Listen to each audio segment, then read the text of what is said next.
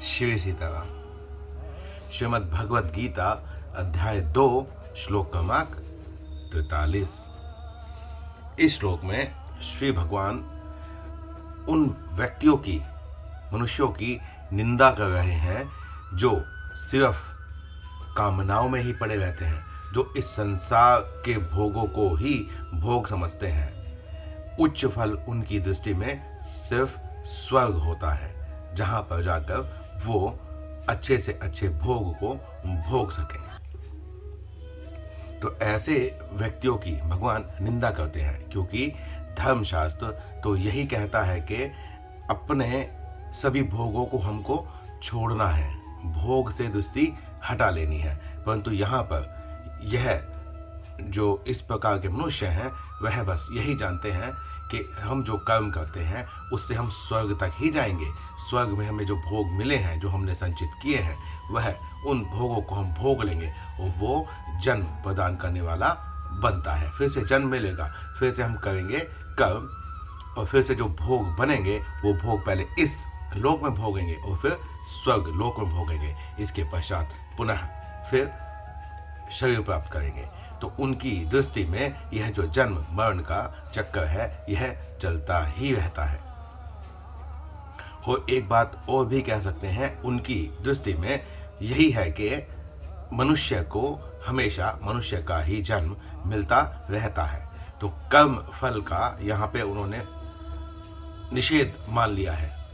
आप अच्छे कर्म करेंगे तभी आपको उच्च शरीर, उच्च कुल मिलेगा।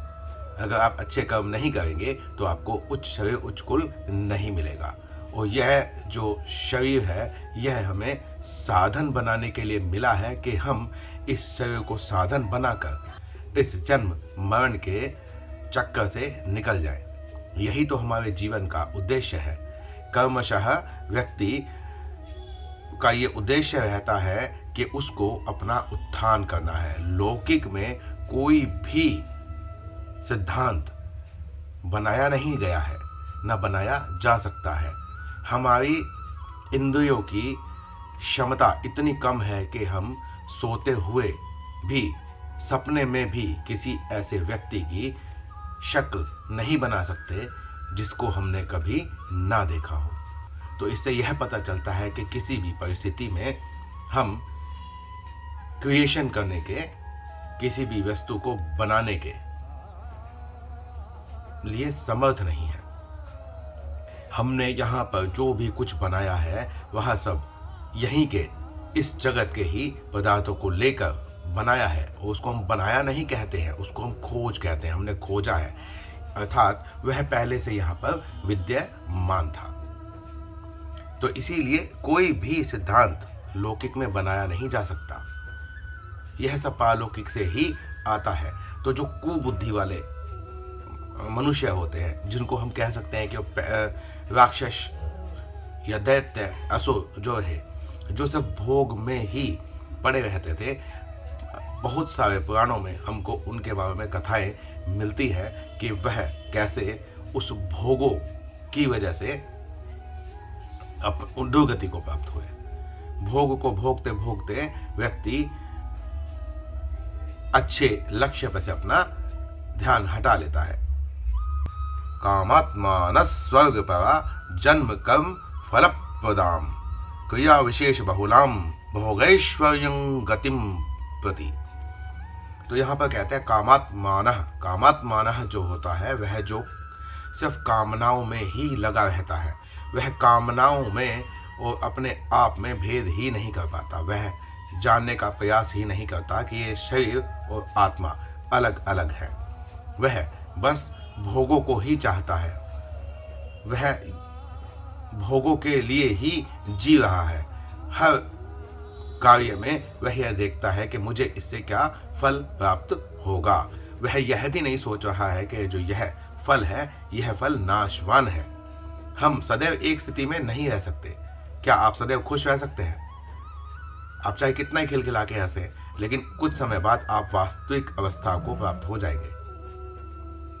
इसीलिए जो काम के प्रति लगे हुए हैं, कामनाओं के प्रति लगे हुए हैं, उनके यहाँ पर भगवान ने निंदा की है। स्वर्ग पराह, स्वर्ग परा अर्थात स्वर्ग से पर, स्वर्ग के बाद कुछ भी नहीं है, यह उनकी दृष्टि है।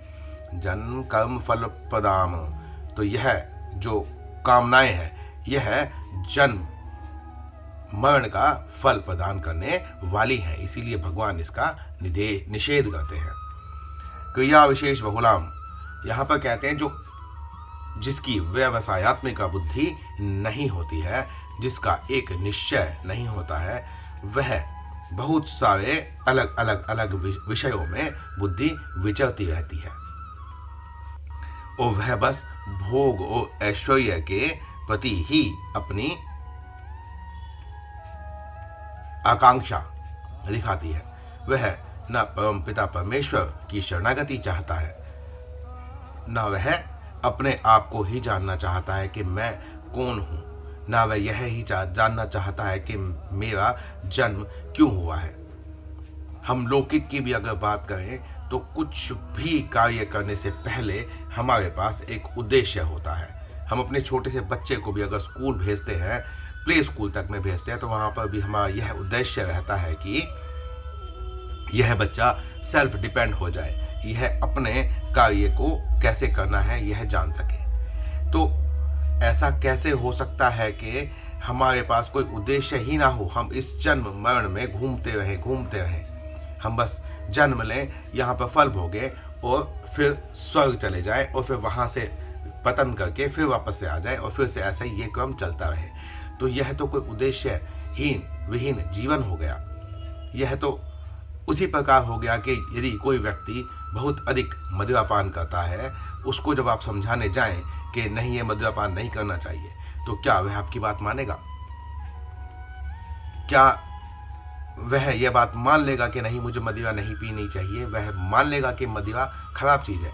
वह कभी भी नहीं मानेगा, क्योंकि उसकी बुद्धि उस मदिरा को पीने के पश्चात बहुत विषयों में लग जाती है। जो विषय उसे अच्छा लगता है वह उस विषय की तरफ भाग सकता है। इसीलिए इतने सारे अपराध होते हैं, क्योंकि हम वहाँ पर धर्म का आश्रय छोड़ देते हैं और हम यह जानना ही नहीं चाहते हैं कि क्या अच्छा है, क्या बुरा है, क्या हमें करना चाहिए, क्या नहीं करना चाहिए। यहाँ पर करणीय और अकरणीय का भेद जो बताया गया है वह शास्त्रों से ही मिलता है। बिना शास्त्रों के, बिना धर्म के हम यह जान ही नहीं सकते कि क्या करना चाहिए, क्या नहीं करना चाहिए, क्या मर्यादा है, यह हम नहीं जान पाएंगे।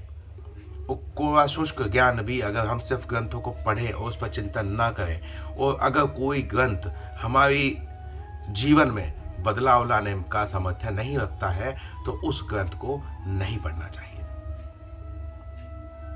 यहाँ पर कुछ ऐसे ग्रंथ भी हैं जो भोग की तरफ ही आपको लगाने का प्रयास करते हैं, लेकिन ऐसा नहीं है कि वो ग्रंथ सिर्फ भोग की तरफ लगा रहे हैं।